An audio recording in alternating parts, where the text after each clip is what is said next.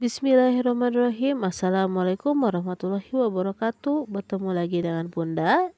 Kali ini kita akan belajar tematik tema 1 subtema 1 pembelajaran 1A. Sebelum pembelajaran dimulai, kalian bisa berdoa dulu. Berdoa dimulai. Amin. Oke, pembelajaran dimulai. Siapkan alat tulisnya ya.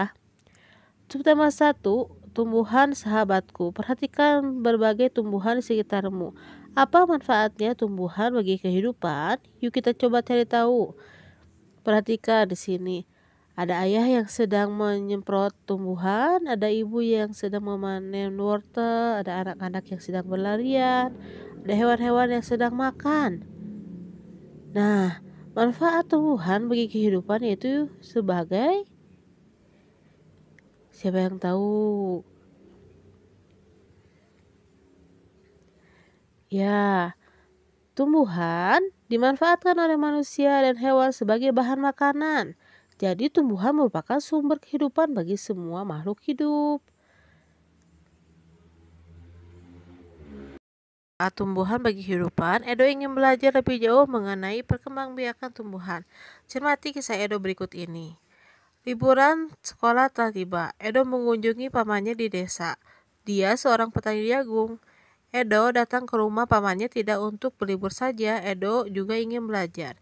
Ibu guru memberikan tugas selama liburan. Ibu guru ingin anak-anak memberikan laporan tentang suatu hal yang menarik dan bermanfaat yang dilihat selama liburan. Edo ingin mengetahui tentang tanaman jagung, terutama tentang perkembangbiakannya. Berikut adalah laporan pengamatan Edo. Nah, di sini bagaimana jagung berkembang biak? Jagung merupakan salah satu tanaman yang dijadikan bahan makanan pokok di berbagai negara. Salah satunya di Indonesia. Di Indonesia, penduduk Pulau Madura menjadikan jagung sebagai makanan pokoknya. Jagung merupakan salah satu tanaman penghasil karbohidrat yang sangat diperlukan oleh tubuh.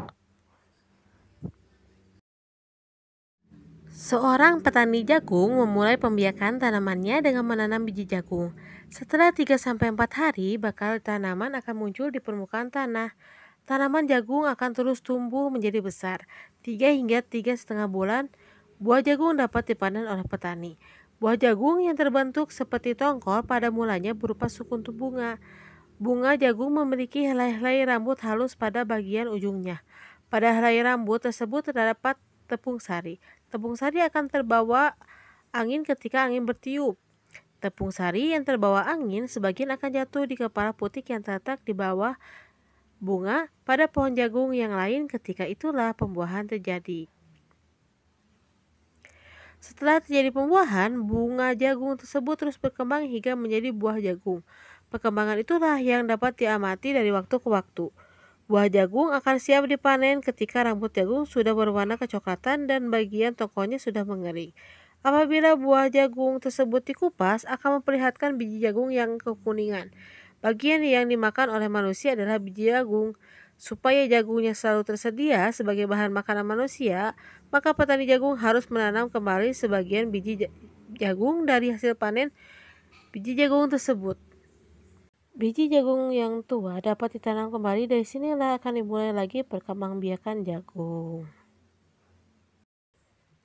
Nah, itu adalah teks laporan hasil pengamatan. Jadi teks laporan itu adalah teks yang berisi informasi berdasarkan pengamatan yang sudah dilakukan.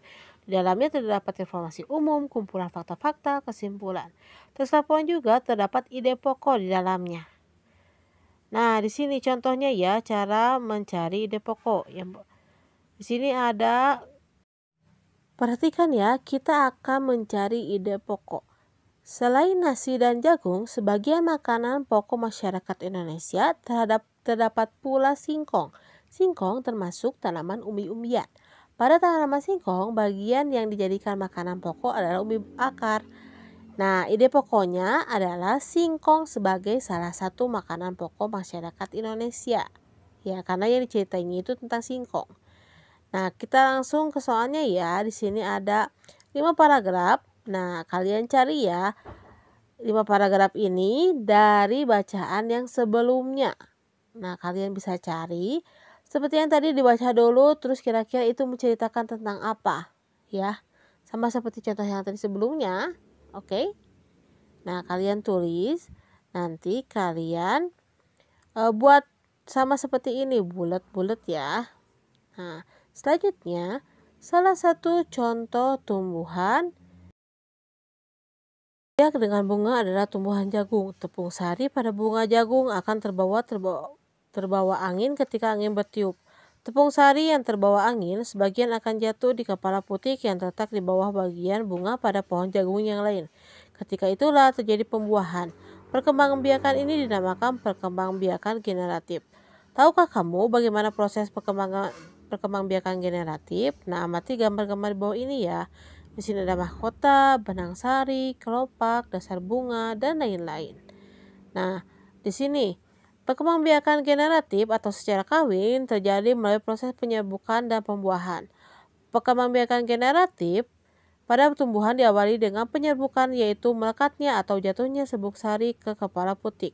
Setelah terjadi penyerbukan pada serbuk sari, tumbuh bulu serbuk sari yang menuju ke ruang bakal biji. Kemudian serbuk sari akan masuk ke ruang bakal biji melalui bulu serbuk sari.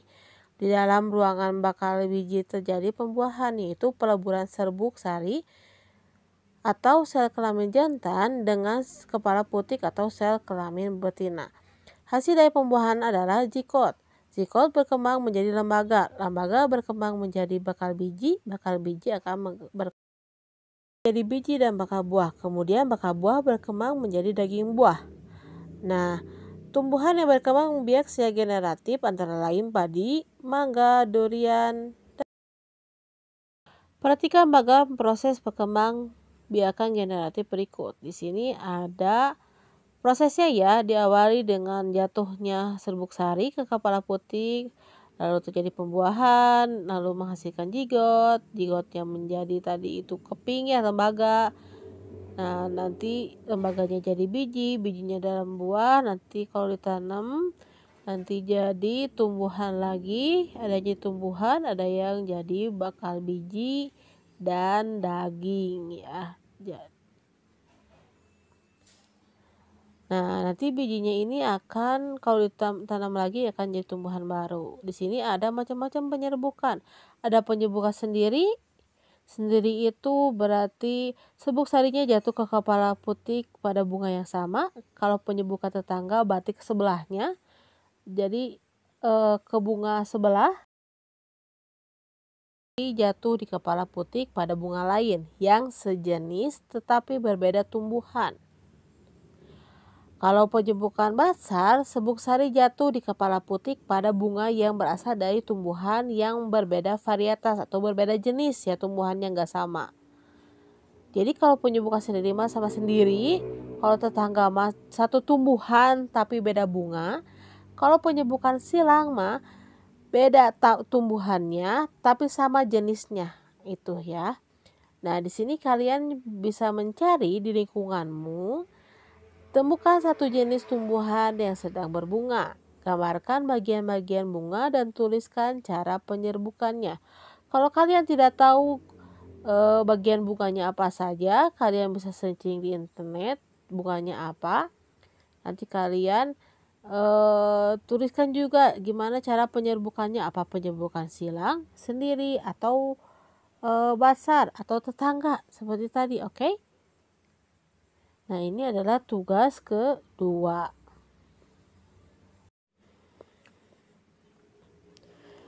Bunga yang indah bukan hanya tumbuh di Indonesia. Negara-negara lain seperti negara tetangga pun memiliki bunga yang cantik. Karena kondisi geografis yang hampir sama, bunga yang tumbuh tidak jauh berbeda jenisnya. Perhatikan jenis-jenis bunga yang tumbuh di negara-negara tetangga. Bunga kembang sepatu tumbuh di Indonesia dan Malaysia. Bunga ini dapat digunakan sebagai pewarna. Di Malaysia, bunga kembang sepatu dinamakan bunga raya dan merupakan bunga nasional.